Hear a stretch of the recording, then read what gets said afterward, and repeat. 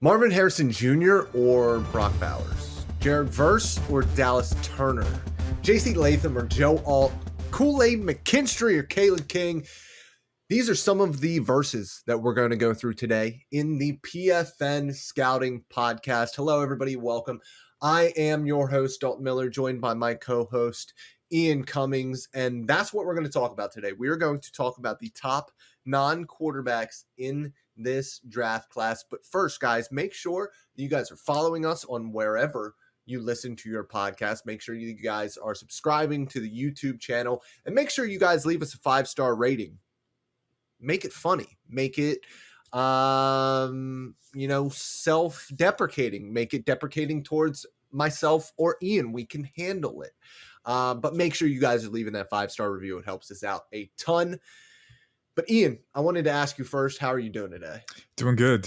Happy to talk about the non-quarterbacks. And if you want to check out our first episode, we talked at length about Caleb Williams, Drake May, Bo Nix, Jordan Travis, Riley Leonard, and a few other sleeper prospects. Go back and listen to that one. But I'm excited, man. So much ground to cover any NFL draft cycle. We know this. And that was exemplified, I think yesterday, Bruce Feldman released the Feldman's Freaks list. Always a fun item to peruse in the offseason. And a few of the top prospects that we're going to talk about here today were on that list. It's exciting. It's always fun to, read through some of the freaky numbers that these guys put up. And for a lot of these guys, particularly the very top prospects that we're going to talk about, it translates to the field. Yeah, and listen, these guys rarely live up to all of the hype that they get in Feldman's Freak list. The numbers that usually come at the combine are a little bit lower than what they are reporting coming from college. You get a little bit quicker start and stop on that 40-yard dash and on those agility drills. Like 3 off seasons in a row too. We've heard about a Michigan 3-cone that was like in the 6'4" range, right? So dude, like the one that we're looking at this year is like what, 6'13" or something like that. Just an insane number that there's like just no way it's going to happen. And if it does, we're looking at one of the freakiest freaks of all time. But it's like, that Michigan is going to have a couple of guys that test out of the water. Penn State always has guys that test out of the water. And then Georgia's one of the funny ones where they're one of the best programs, if not the best program in college football. And they'll have some guys test incredibly well and some guys absolutely poop the bed. And it's always amazing to me to see kind of who performs and who doesn't, especially from that college. But let's get into it. And I think we might have a little bit of a disagreement here to start. Listen, Marvin Harrison Jr., there's only so much that we could really say about him. We could go on and do an entire podcast just breaking down his game and what he does well. It would take about 5 seconds to go through his weaknesses, but I feel very strongly that Brock Bowers is the freakiest tight end prospect that I have seen. And like you've said a couple of times in your writings and sometimes in my writings, calling him a tight end is a little bit disrespectful to him. Yeah, you can move him around wherever you want to. I think, people harken back to Kyle Pitts when he came out, right? I don't think they're not carbon copies. They're not even super close stylistically. I think Pitts was a little more fluid and, a little more advanced as a route runner. But when you want to talk about a guy who can create after the catch or just dominate at the catch point against the defensive backs or linebackers who are 2 to 3 inches shorter at least, right? Brock Bowers is going to be that guy. His explosiveness is incredible when he has an open seam. He can get upfield very naturally. And then when the ball comes to him, he's got that catch radius, but he's also got the instincts, the sense of timing, vice grip hands at the point. And then if you get him the ball on short drag routes, right, or motions or sweeps or screens, he's got the speed to, destroy tackling angles. But then at the same time, if you do get an angle on him, if you do manage to make contact, it's very hard for solo tacklers to bring him down because at 6'4", 230, he's got that grading play strength too. He can drag defenders behind him. So, I think the separation aspect, being an independent separator, still working on that. And even then, I don't know if he has the hip flexibility to sustain an elite ceiling there. But the dude is explosive, he's physical, and he's a dominating catch threat. And those 3 things, man, it's so fun to think about what you can do with him in your offense. Yeah, so when I look at this, I don't know who will end up having the higher tape grade in the end. There are so few. I mean, even nitpicking knocks against Marvin Harrison Jr. And we'll get into it a little bit. And he was obviously on Feldman's Freak list. He was at number 2. But I think the interesting thing about Marvin Harrison Jr. to me, when I watch his film, it kind of reminds me a little bit, and we'll talk about this a little bit later with Kool-Aid McKinstry as well. I kind of look at him in a similar vein as I look to Patrick Surtain, and I know that they play different positions, but Patrick Surtain, he just never looked like he was trying very hard when he was playing. He was boring. He never looked like he was really putting on the Jets, but he never really had to either. When I watch Marvin Harrison Jr., I don't see a guy who is an absolute freaky, explosive athlete. I look at somebody like a Jamar Chase, and I think he's more athletic. I look at somebody like Justin Jefferson, who is more flexible. But when you put everything together in the entire package of Marvin Harrison Jr., I think that's where you kind of see this dude is different.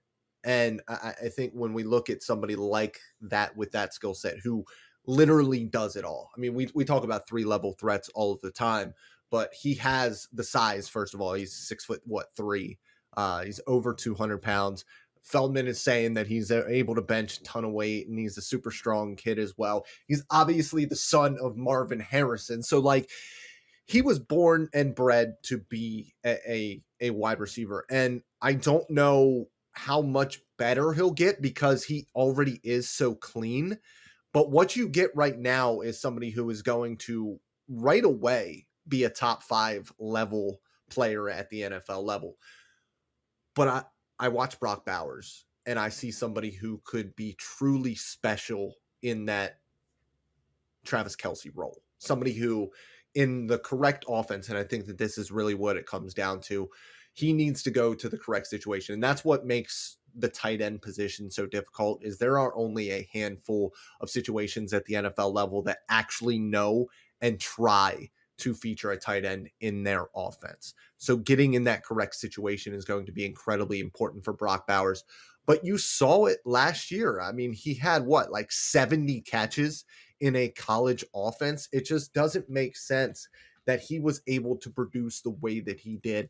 He's 6'4", 240 pounds. He is a big dude. He is very strong. But what I love most about him, and I do think that there are some things he needs to do as a route runner to improve, but I saw very little wasted momentum with him as a route runner. And I think when you look at tight ends, there is a lot of gear down time. And I didn't see that with him. I think he's obviously not as fluid as a wide receiver would be, just because he is holding another 30 pounds.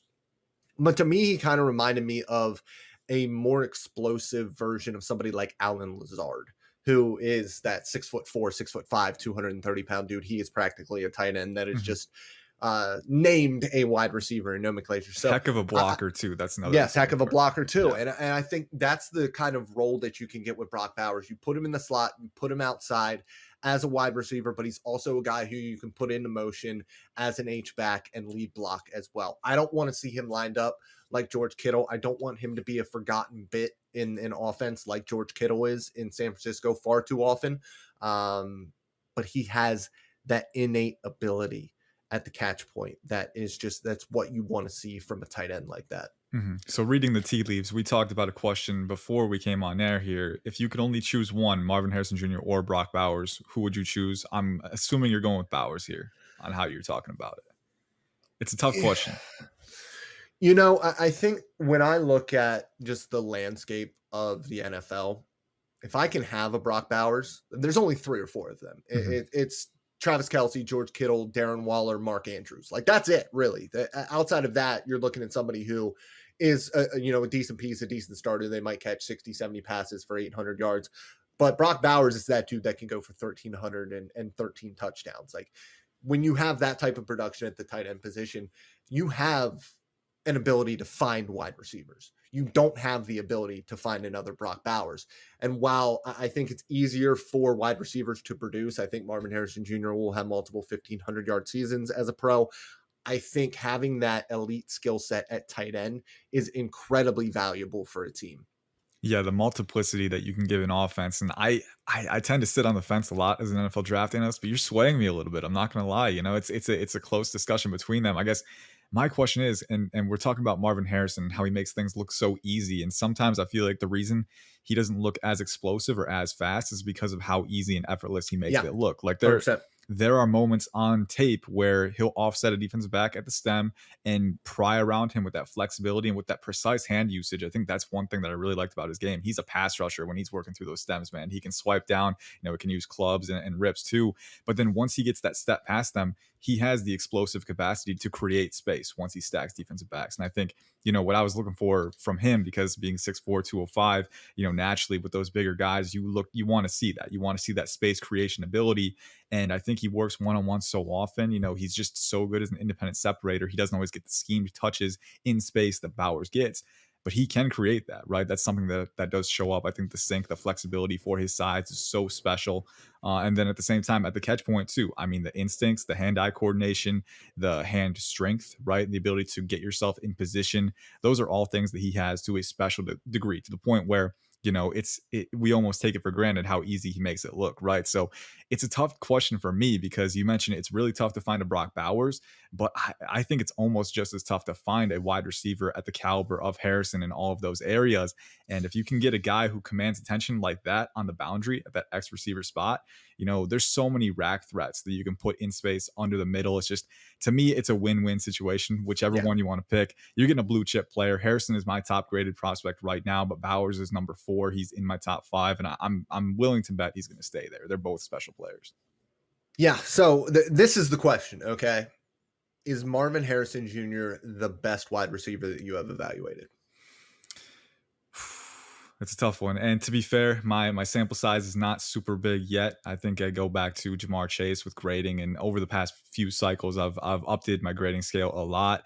Tentatively, I'm going to say yes, because I think, I've never seen a complete receiver prospect as complete as this with the size that he has. And I think the one thing that gets taken for granted is the athleticism and the explosiveness. And I think he definitely has more than enough of that. So I think once you look at that physical foundation, then it goes to the operational traits, the route running, the nuance that he has, but then the flexibility too, the explosiveness to stack after you've won one-on-one, and then the ability to convert so consistently and so with so much authority at the catch point too. My one knock is that maybe he could be a better rack threat, right? We haven't seen a Yes. ton of that, but I 100%. think part of that is usage too, because he's just so good at being that guy who wins one-on-one. But I think, me personally, what I look for in a receiver: can you create independently? Can you beat your guy one-on-one? If you can do that to the degree that Harrison does in every phase, you're going to get a lot of support from me. So I think it's close, but I think the gap between Harrison and Chase as independent separators is bigger than their gap in a physical talent perspective. So I'm going to go with Harrison. I'm a huge fan of both guys, but Harrison to me is special. I would agree with that. I think, for me personally, I had Jalen Waddle as my wide receiver 1. I love those Hey, types of wide Waddle, man. receivers. I love that. But I think when you look at somebody like Marvin Harrison Jr., there's so few weaknesses. He's going to grade off the charts for me. Brock Bowers will as well. I think he'll end up being the highest graded tight end that I've had. There haven't been a ton of freaky tight ends come through the draft. Obviously, Kyle Pitts is one of them, but I think just Brock Bowers is a little bit more complete prospect overall. We are moving on from those two, and we are getting to the defensive line. We are going to talk about Jared Verse and Dallas Turner, similarities, differences. And I think from what I've seen so far, and I've only seen one game of Jared Verse, but from what I've seen so far, it's a pick 'em, depending on what you want out of an edge rusher. For me, do you want a guy who is going to have his hand in the dirt and play as a 4-3 defensive end? I think Verse can also play outside linebacker. I think that he's athletic enough to stand up and rush from a 2-point stance as well. But I think Dallas Turner is your, kind of Randy Gregory type, somebody who is going to be a stand-up rusher, somebody who is incredibly flexible, explosive off of the edge. And I like some of the movement or the hand fighting hand technique that he has as a pass rusher as well. So I think it's maybe not the same kind of high-end group that we've seen. There are no Myles Garretts in this class, but I think that those two guys at the top are both incredibly talented guys who kind of fit in the more modern mold of an NFL rusher, which is that 240 to 260 pound guy. These guys aren't 275, 280 pounds anymore for the most part. There are still some defenses that prefer those types of guys, but with the rise of tight fronts and 5-man fronts, 50 fronts, you're seeing a lot more outside linebacker types and a lot more speed to get off of the edge, and that's something that both of these guys bring. Yeah, for sure. Neither of these guys is one of those prospects who, like you said, has the size and mass to be that all-encompassing alignment versatile piece on the defensive Hmm. line that coaches crave. But they both have their roles, and I think that one of the biggest differences for me, you mentioned the hand usage. It's not that Dallas Turner has bad hands; he has good hands. Like there's are legitimate bright flashes from him, and I think as we continue to see him grow within that role, it's only going to increase because, like you said, he's explosive. He's incredibly bendy too. I mean, the ability Yeah. to sustain acceleration as he's pinching the corner and as he's using that ankle flexion is very impressive. And then he's got legit 34-inch arms too, just off my estimation at least, man. The dude is long too. So that complete palette of tools, very exciting in that stand-up edge rusher role. If he has space outside to rush, outside the tackle's shoulder, it's going to be tough for him to not shorten that corner, man, because he's just so tools rich. But Jared Verse's hand usage is just a tier above and maybe 2 tiers above. And that's not a slight to Turner. That's just how good Jared Verse is right now. I mean, Jared Verse is always so intentional, so violent with his hands. He can stack quick counters around the apex. I think that multitasking ability is there with him to a higher degree than it is with Turner. And Hmm. he's not as bendy as Turner. I think that's the biggest thing that I saw. A little high hipped and sometimes isn't quite able to sink under, but he's still very explosive off the snap. The hyperactive agility and twitch, he's so good at using that and controlling it to widen tackles and then exploit that and convert power as well. So with Jared Verse, I think you're getting right now a more precise, a more surgical rusher who can really convert his traits into power, but then he's got the explosiveness, the agility to offset you and win with that space creation ability as well. So both very fun players in pursuit too. I think the pursuit speed is something that gets overlooked, but these guys are rangy. They are high motor rushers. And whether you want a 4-3 defensive end or space rusher, a space OLB, they both provide a lot of upside. So I think right now I've got Verse edge 1, Turner edge 2, but I do think there is room for Turner if he can refine the hand usage, get a little bit stronger too. He's a little lean right now, 100%. but if he can do that, because there are reps where he will catch you off guard because you think you have him understood, you think you're like, all right, he's a finesse rusher, this is what he's going to win with, but then he'll just use his length and his burst to channel insane amounts of power and just knock tackles back, and you're like, I did not expect that, but that's where it is. So I think he's got that potential for sure, getting stronger, more refinement. If he can do that, the sky is really the limit for him. That's where I'm at with him as well. I think that he needs to become more powerful because, like you said, he shows it in flashes, but he just doesn't have the consistent ability to convert speed to power at his size, even with the little bit of length that he does have. I think when you look at Jared Verse, I immediately went to Jeremiah Johnson or Jermaine Johnson Yeah. right away. And I mean, it's obviously an easy comp because they both went to Florida State. But I think, when we look at, maybe not the most flexible guy in the world, but he's got good hands and he's got good power. That's kind of the way that I looked at Jared Verse as well in that one game that I saw of him. Just my immediate was Jermaine Johnson right there, or maybe an elevated version of Jermaine Johnson. Obviously, he ended up going in the first round, and Verse will probably end up going higher than that. But it was really nice to see somebody who kind of looked familiar to me on the field. It's easy to see what he's going to bring at the NFL level. I think with a guy like Dallas Turner, you need to be a little bit more creative in his usage overall, especially early on if he needs to get stronger after this season. But I think that he has the chance to be, kind of that, top 10 range going into the next season.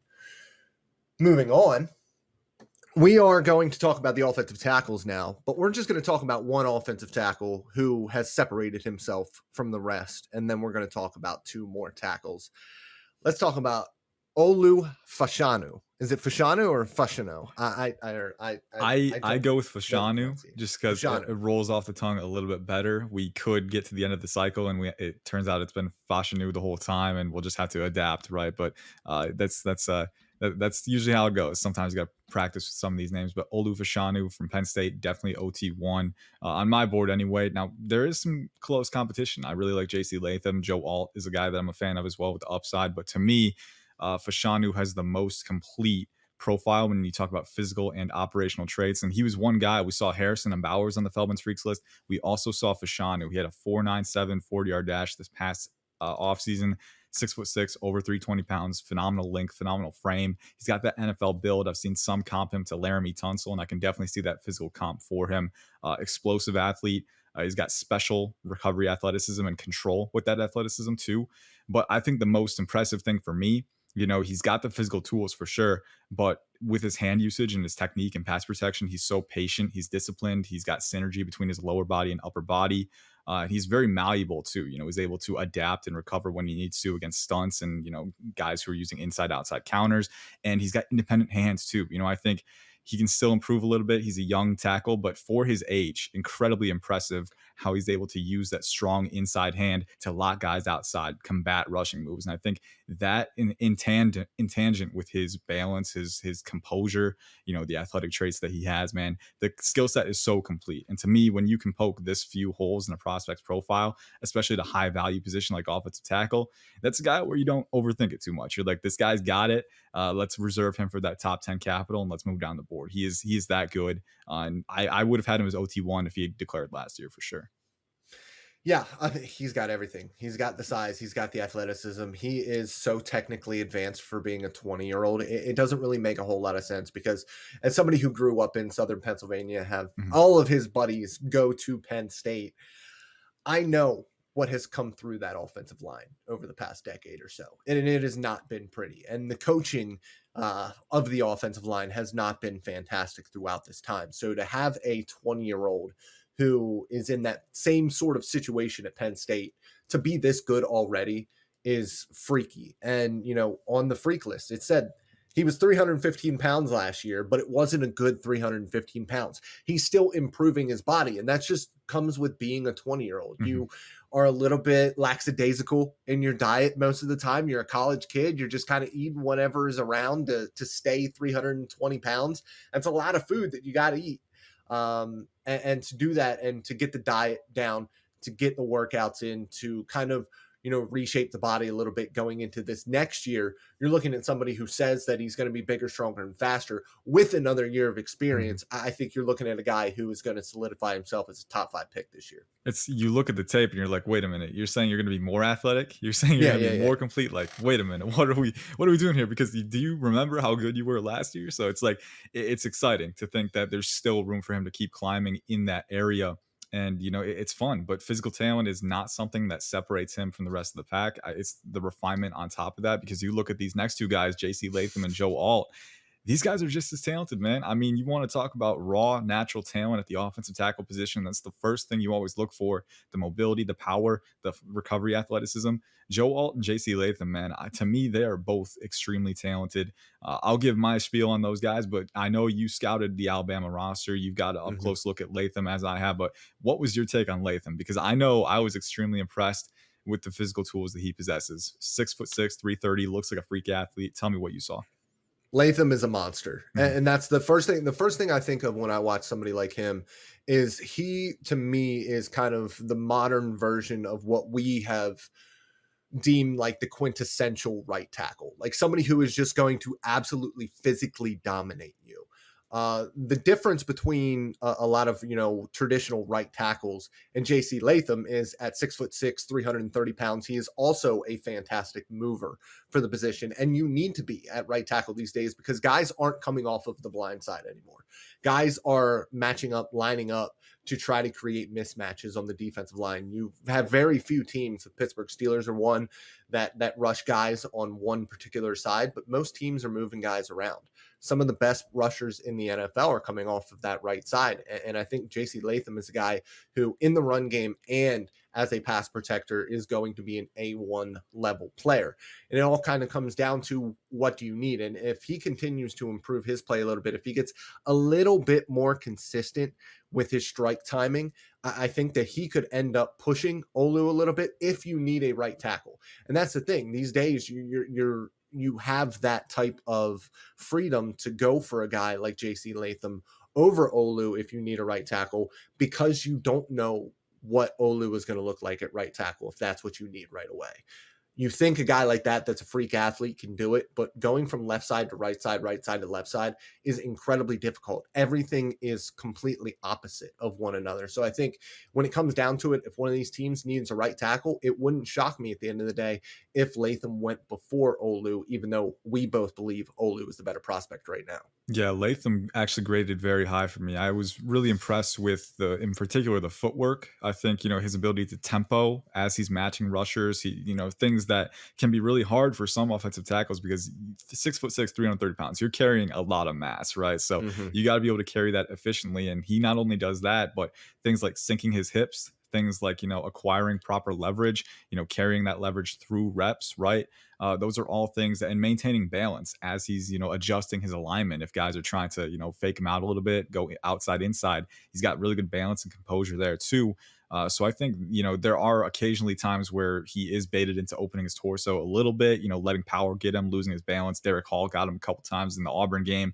But, by and large, man, for his size, being 330 pounds, how nimble he is, how balanced he is on his feet, and how in control he is with that tempo, it's very impressive to me. And then you look at him in the run game, the explosiveness, the power. He's an absolute road grader, a mauler. Yeah. Love that part of his game. So I think, if he does, kind of continue to refine his hand usage, as you said, it's not out of the equation for him to potentially challenge Olu for that OT1 spot. Joe Alt is just as talented as well. 6'8", 315, former tight end, and it shows up with his mobility. I mean, the athleticism, the recovery athleticism, I think he's got the best of the bunch. And that's a high bar to Mhm. clear because they're all very good. But, the foot speed, the malleability, the flexibility, the ability to realign his base, in the heat of the moment and recover ground, the explosiveness as well. It's all there for him. For me, Joe Walt, being 6'8", another thing, flexibility really helps with leverage acquisition, being able to acquire proper leverage, bend your knees, but also play with that controlled lean to maximize your blocking range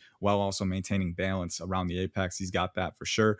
I want to see him keep refining his hand usage. He can be a little over reliant on two-hand extensions sometimes, and he does need to get stronger being a former tight end. But again, I mean, the athleticism is something that really distinguishes him as a potential blue chip prospect too. And that's exciting. You've got three really exciting tackle prospects at the top of the board, and other guys too, like Kingsley Suwa-Mataya. We won't have time to talk about him, but from BYU, his explosiveness, his power, Yeah. he was on Feldman's Freaks as well. So, a lot of exciting offensive tackle prospects. I think if you need an offensive tackle, this is a great year for you as an NFL team. There's a lot of talent on tap, so I'm excited to see what happens. But who have we got next? We got corners, right? Kool-Aid We McKinstry. Yeah, we are going to talk about the Feldman freak list next week Yeah. on the podcast. We're going to go through, so we will get to him. But we are going to talk about cornerbacks right now. We're going to talk about Kool-Aid McKinstry versus Kalen King. This is Alabama versus Penn State again. And where do you kind of land on this one? Yeah, I've got Kool-Aid McKinstry as my CB1, and it's not a huge gap, but he does have some safety with that ranking. I think, to me, there's actually three guys at the top for me. Kool-Aid McKinstry. I've got Cooper DeJean graded slightly higher than Kalen King from Iowa. Now, physical traits are something that I grade very highly, right? And I'm not saying King doesn't have physical traits, right? I think King is explosive enough. I think he is fast enough. I think he's very agile, very twitchy. He's a spark out on the field when he's matching guys too. And when you see him come downhill as a support player, people will draw comparisons to Devin Witherspoon from last cycle. Me personally, I try to avoid successive player comps because they're so fresh in our minds. Sometimes we defer to that, but it does look similar. You're looking at a 5'11", 185, 190 pound corner, not the biggest guy, but he comes downhill with a ton of heat. He gives you everything he's got at the contact point. Kalen King wants all the smoke. I love the physicality. I love the untethered aggression that he plays with. And I think he's very good. He's got great zone awareness too. He's got great ball skills. I think enough explosiveness to work with. But here's the thing. Being an undersized corner, 5'11", 191 pounds, Cooper DeJean is 6'1", 210, right? Kool-Aid McKinstry is 6'1", a little bit leaner, but still very long. And I don't see a major discernible difference with explosiveness and fluidity. I think Kool-Aid has just as much fluidity in his arsenal, and he's very, very technically sound, very surgical, very well-timed with his hands. And again, a guy who just swarms the catch point with his instincts, his spatial awareness. And then Cooper DeJean, too, I think he can be a little bit smoother with his technique at times, but he's another guy who's got that route IQ to jump passes. He's very, very good in run support with his size and play strength. And then he's explosive and fluid in space too. So, for me, it's not about what Kalen King, has. I think he has everything you need. But when you're projecting for a higher ceiling, I look at the guys with the superior size, and I don't think they're lacking anything, athletically that King has. I think it's a very fun group at the top, but that's kind of where it falls for me. I think the higher ceiling comes with guys like McKinstry and DeJean. And DeJean's interesting because he's still relatively new to the position. He Yeah. came in as a safety. Well, that's what he played in high school. He also played quarterback and threw for like 75,000 yards. He also played receiver as a freshman and as a sophomore. And he caught like 150 passes for like 3,000 yards as a wide receiver too. Cooper DeJean is a freak. Yeah. We can all agree on that, and it's going to be incredibly interesting to see how that works out, just because of the history of the white cornerback in the NFL. We haven't really had one since Jason Sehorn, and it'll be interesting to see how his former teammate does in Denver. Mhm. But it's not something that we are used to seeing yet. But 6'1", 210, running the way that Cooper DeJean runs is going to be absolutely incredible to watch, especially when we get to combine time, because I think he's going to blow it up. When I look at King versus Kool-Aid, Kool-Aid reminds me a lot of Patrick Surtain. He's not quite as big. He's not quite as thick. He's not quite as athletic. But that same type of ease in everything that he does, the technical soundness, it's all there with Kool-Aid McKinstry. And I think the biggest thing that I look for when I watch corners is what happens when you get out of phase. What happens when you get beat? Where is your panic button? And he doesn't have a panic button. And these guys that don't panic, these guys that stay within themselves, those are the guys who end up looking like lockdown corners at the NFL level. We've seen it with Patrick Surtain. We've seen it with guys like Sauce, who, you know, when you watch Sauce Gardner in Cincinnati, it's like, is he going to be fast enough? Like I don't see it. Like he's just kind of okay. And then you see him at the NFL level. You see him, first of all, against Alabama in the playoffs, and he played out of his mind. And it's like, okay, yeah, he can actually run. He just never had to show it because he never freaks out. He's never out of position. So you never have to see that ridiculous athleticism that he has. When you look at a guy like Kool-Aid McKinstry, it's just all so smooth. Everything he does is so smooth. Everything he does is so technical.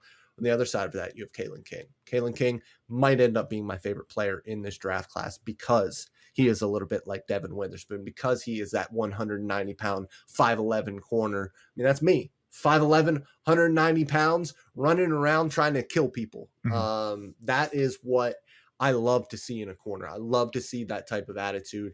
And then he also has the coverage ability that you like to see. You're right. He's not as long. He's not as tall. He's not as thick and physical, just from a natural play strength perspective.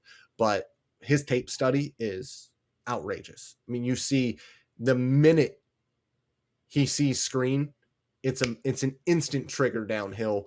He's able to skirt blocks, and he's able to blow up plays at the line of scrimmage. And then, like you said, also as well, in zone coverage. And I know that Penn State runs quite a bit of man, but in zone coverage, he is very intelligent as well. To be able to do that without having to do it very often is very impressive to me as well. So for me, it's Kool-Aid, and then it's King. But my heart is with Kalen King over Kool-Aid McKinstry. Yep. And whenever you see a guy close downhill like that with that much speed, you know, it's just as much a byproduct of he has enough explosiveness to work with, but also the tape study, the confidence to play with that speed. You know, that's, you don't take that for granted, because some guys don't have that, right? The instincts to see that and react to it just as quickly. Kalen King's got that. So again, you know, when you rank one guy over the other, it's tough. It's like picking your favorite child, right? You don't want to do it, but you know, it's not about what King doesn't have, because he's very talented and he's got a future NFL starter. They all do. So it's a fun group. Really excited for that corner group. And we could go down the list for hours. It's going to be another strong class on tap, but we are over the 30-minute mark. So before we go, Dalton, any other guys in the top 15, top 20 that you want to bring up, that you want to wax lyrical a little bit about? I know you've been a big fan of Emeka Egbuka for a while. I like Malik Neighbors a lot from LSU, but also Egbuka. Barrett Carter from Clemson, very talented linebacker. I'll let you go first real quick. Any other guys in the top 15 that you want to bring up? Yeah, I mean, we still got a lot of time, so we're going to get to all of these guys eventually. There's a ton of time before the NFL draft, and we'll get to all of them in depth. But yeah, Emeka Egbuka is somebody who I've liked ever since I watched Ohio State last year. When I was watching CJ Stroud, he kept popping up. I mean, he was flashing even in times where I wasn't seeing Marvin Harrison Jr. flash as much. They're different players, obviously. But Emeka is so fluid as a route runner. He's everything he does is just kind of gliding. And it's really fun to see because he's also somebody who is in that 5'11", 6 foot, maybe 6'1" on a good day. But he's over 200 pounds and he is very physical as well. I don't think that he plays as physically as Malik Neighbors does, but there aren't many guys in college football at the wide receiver position that do. He is going to try to beat you up on the outside, and I like that a lot with Neighbors as well. I just kind of prefer the natural separator that Emeka is a little bit over Malik Neighbors right now. Yeah, for sure. And I agree. I think Neighbors has a little bit of room to keep refining his route running. The plant and drive footwork can be a little more efficient. The route tree is a little more vast with Emeka Egbuka. I mean, he is surgical against zone coverage. I love his spatial awareness, the efficiency with his spatial manipulation too. Very fun. But I mean, Malik Neighbors, man, I mean, against press coverage, he is going to fight you. And then after the catch, too, I mean, this guy's like 6'1", he's under 200 pounds, and yet he's bouncing off of contact. The contact balance is absurd with him for a player of his size. And then at the catch point, too, the contortions that he can make, the high difficulty adjustments that he makes without much strain at all. I mean, he's got that explosiveness, speed. He was another one on Feldman's Freaks list. So a ton of talent. And then, across the board, man, every position you go to linebacker, that Clemson defense in particular, Barrett Carter, Andrew Makuba, very talented players, very fun players. The list goes on and on. So I wish we had more time to cover this entire top 20, top 25 range because there is so much to unpack. But we're going to leave that for next time. Dalton, send us off and let the listeners know what they've got on tap for next week. Yeah, so make sure you guys are sticking around because we are going to circle back around to the quarterbacks next week. And I think our Tuesday episode is going to be Feldman's Freak List. I think we should get to the Freak List first. We can get to the quarterbacks in the episode after that. So that's what you guys have to look forward to. Make sure you guys are also checking out our first episode where we talked about the top quarterbacks in the 2024 NFL draft class. Make sure that you guys are following us wherever you guys listen to your podcast. Make sure you guys are following on YouTube. Leave us a comment on YouTube. Make sure you guys are giving us 5 stars on the podcast platforms. I love you guys. Until next time.